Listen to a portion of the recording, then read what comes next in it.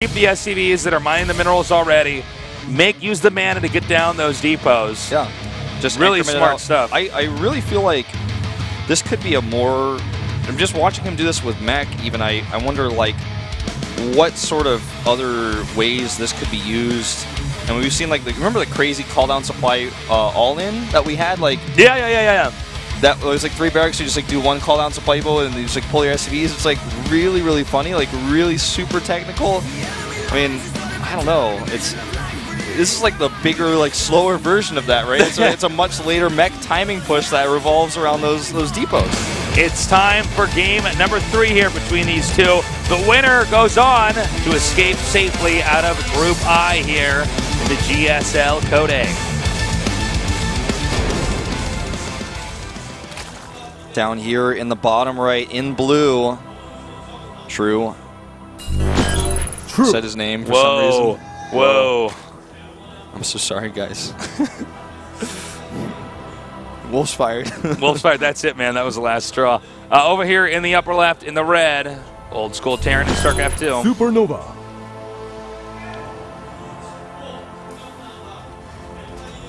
That iconic GSL hoodie that you wear when you're teamless.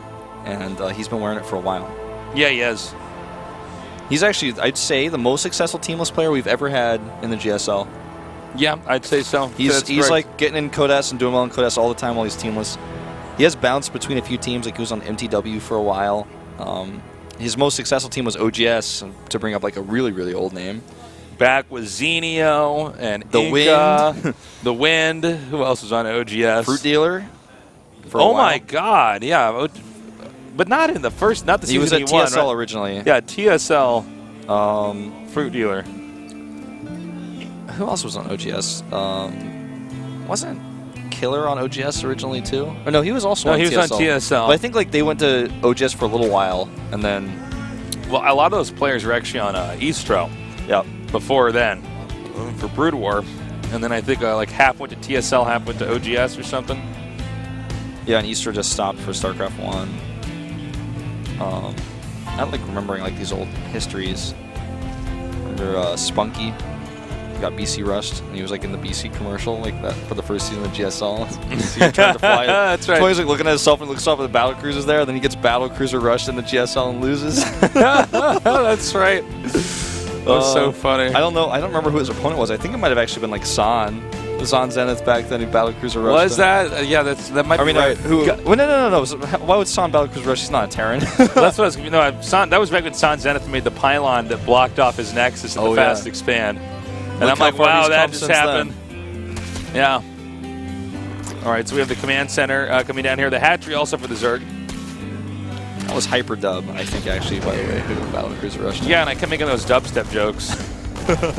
Nice lift here to kill that Overlord. Mm-hmm. Definitely worth it.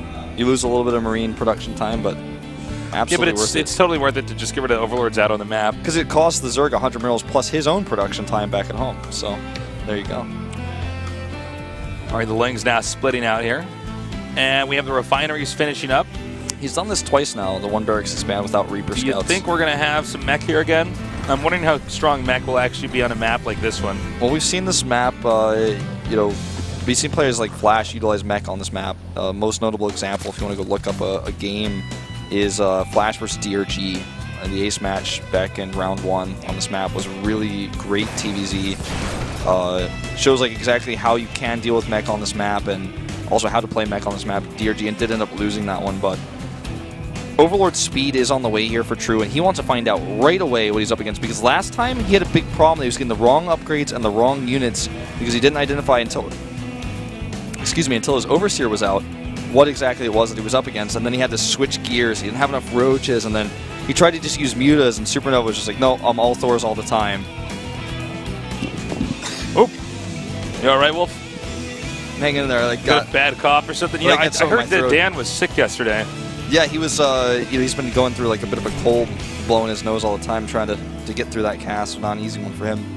Poor guy. Hopefully you're not getting sick here too. I don't think so, but I think I just got something in my throat. It's kind of a funny little thing that happens to me from time to time. I don't know why. It just seems to happen to me all the time. Is it funny, Wolf? Yeah. Or is it tragic, man? It's really funny. I got this thing in my throat, LOL. Stick in my throat, you know? Stick in my throat so I can't talk. Too bad talking's my job. So we got Link speed now. The starport's on the way. Well, this Overlord speed allows him to come in here and get a good first look, and then he's going to be able to come in and do it again as many times as he wants to see what's going on. So a few more Hellions coming now. I think he saw the third CC. He's just got so many Overlords over here now. Kind of wonder how hard or maybe not hard it'll be to get the third CC over there on this map. It's pretty easy most of the time. You think so? I mean, because the counterattacking potential is just so strong into the second if you take the third. And your mech, let's say he's going to mech here, I mean. The only thing is that, well, Ling counterattacks are annoying because it's somewhat far away from your natural, but it's so far away in general from everything else that if you want to commit to a heavier attack, you put yourself out of position, you put yourself at risk. If you just set up a bunker and a little bit of a Sim City at your third base, Ling attacks don't become as big of a problem. And look at that, Tasis, another armory. You get to see another SuperNova mech build. I want to keep track somehow, I wish I could, a little bit more closely, how many call-down supplies he uses and when he uses them. I'm going to try to pay a little bit more attention to that in this game. He may not do it at all. So we'll just have to wait and see. I mean, he's doing so far basically the exact same build that he did in the first game, but this time it's going to be scouted by True with the Overlord speed. Okay, so some more Banshees coming out here. We'll see how much damage exactly they managed to do. The whole way that SuperNova usually operates under mech is he gets enough Banshees out, he keeps the other guy making Spore Crawlers, getting Queens to defend, juggling those tasks. Meanwhile, SuperNova's not going to be attacked most of the time.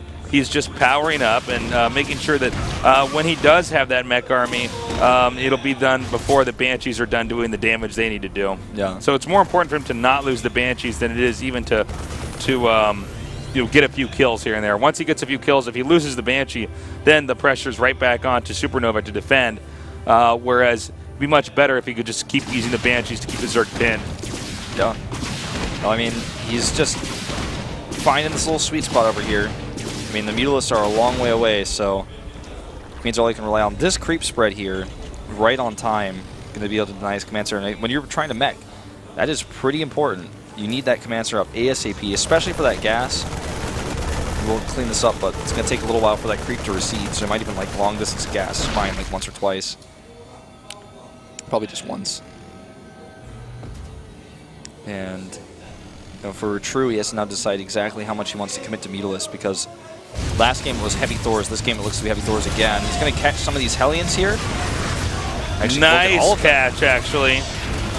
Good job with him pulling back those Hellions down there to put them behind the minerals. But yeah, I mean, yeah, you want to keep those Hellions alive there as well. Yes, you do have to do the mineral dump when you're doing mech in a TVZ. In the mineral dump, if you guys don't know, obviously you're just going to have more minerals than gas here. It's much easier to build that up. So what you do is you just have lots of Hellions out here. And the Hellions, yeah, they're there to do damage and they can harass and scout, but mostly they're there to sponge up the damage for when you're pushing out with the siege tanks and Thors. By the way, it looks like he's going to be doing another one of these Hellion Thor combos here, at least for the time being. This timing might work out very well. You know what we should do, Wolf? Let's keep an eye and see how many more supply drops he does get out here. Yeah, I want to know exactly. Because he's got a pretty cool build for how he's approaching this. Well, the Mutalisk count, not so high. He's not really committing to that. I think he's ready to burst out a bunch of roaches if he needs to. The problem being that he doesn't have that fourth base economy. He made a ton of drones. He's up to 77. They made some Spore Crawlers. He's at 74 now, but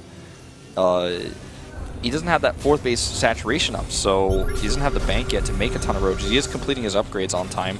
I think, if I'm not mistaken, True is looking at this like, okay, you're going to do the same build. It's a really strong build. It's like, even if I know it's coming, it's really strong. But I'm just going to set up, I'm going to send all my gas and upgrades now, get the units later, and then when you come, I'm going to have that maxed out with the upgrades and the infrastructure set up to defend, and I'm going roaches this time. Yeah, I think you're exactly right. Even fakes 2 mutas only. So now SuperNova's thinking, okay, mutas again. Maybe 1 or 2 more Thors here. And you know, what's nice about going up against an army like this is, first of all, the roaches can tear through the Hellions, no problem. But there's not that same amount of really dangerous splash damage coming out that the roaches are going to have to be worried about. Yeah. Because, you know, the siege tank number is overall lacking. It's really just Hellbats and Thors. Not really any cooldown supplies I can see right now. He may have called one down while, you know, I wasn't looking, but...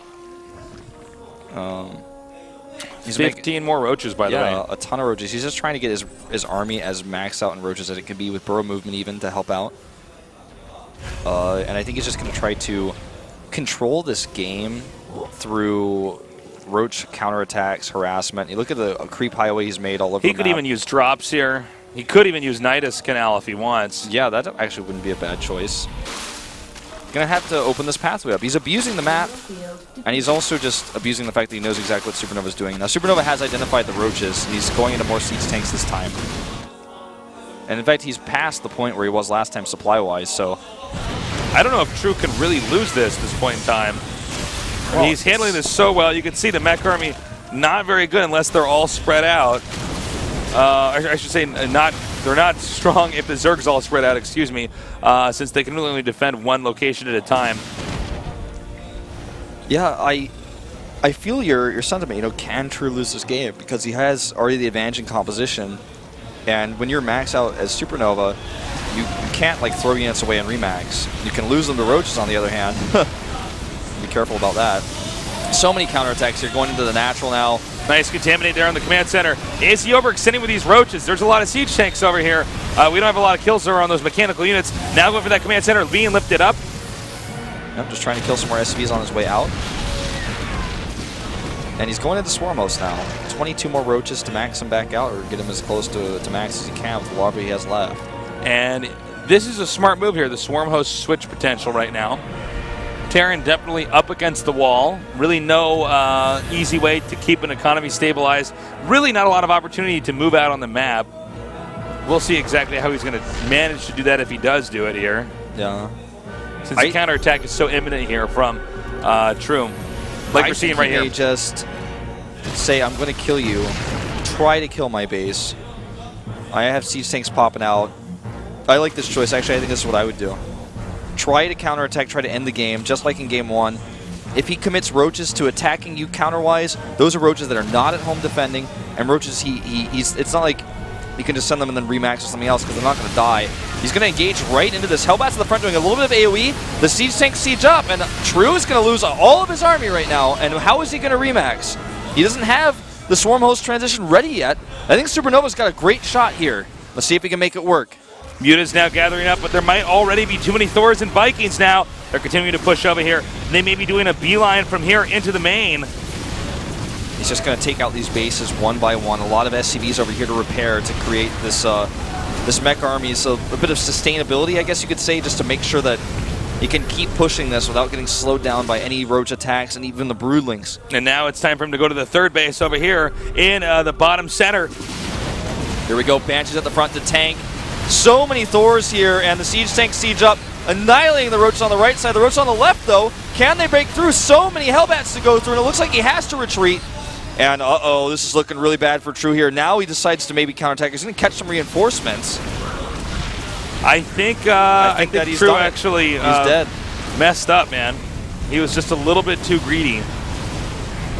You know, SuperNova, yes, he's on 2 base, but this death ball of his is not being stopped, at least not for the time being. Let's see, though. There's still a lot more of the map that he would have to take out. If I think SuperNova can manage to get all the way over here into the main and take out the key tech there, then the game's over. But until then, let's just wait and see what happens. Yeah, let's wait and see, because there are a lot more roaches popping out here. I just don't think he has the critical mass of roaches he needs to beat this army at any given point. The two split up. There's so many Banshees here to add the extra DPS. Can he break through? He's gotten rid of the siege tanks mostly.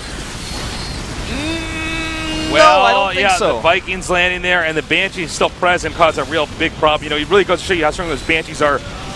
They get the same mech upgrades too now. Yeah, and here's the thing is they're doing so much damage now to those roaches on the ground that, you know, the siege tanks, even though there's not as many of them as a normal mech army, it still doesn't matter. It's still more than enough. Well, that's checkmate. This is just, to me, in some ways a good indicator that SuperNova has this build very well mapped out, but at the same time that True does not seem to be very comfortable playing against this type of style. Yeah. GG. With how well it worked in Game 1, why not do it again in Game 3? SuperNova is going back to Code S. True still has his chance here.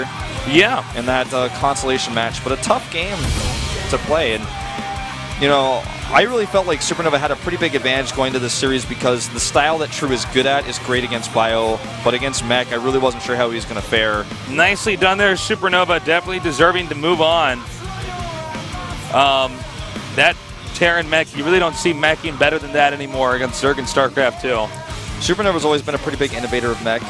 One of the best meching Terrans we have in Korea. And he's used it almost exclusively, even trying to dabble in using mech versus Protoss we saw against Stats in Code S. He's definitely got his own way of doing things. And that's, I think, what makes him so strong. He's not a copycat. He's not somebody who's just studying the next best Terran out there. He's got his own way of playing the game. He knows how to do it. He makes it work. And he's true to himself, man. Well, coming up Good next, player. we have our losers match. TY, one of the best TVPers in Korea, up against Choya, the guy who's got a lot of nerve issues. It's going to be pretty tough. Yep, we'll go to that game after the short break.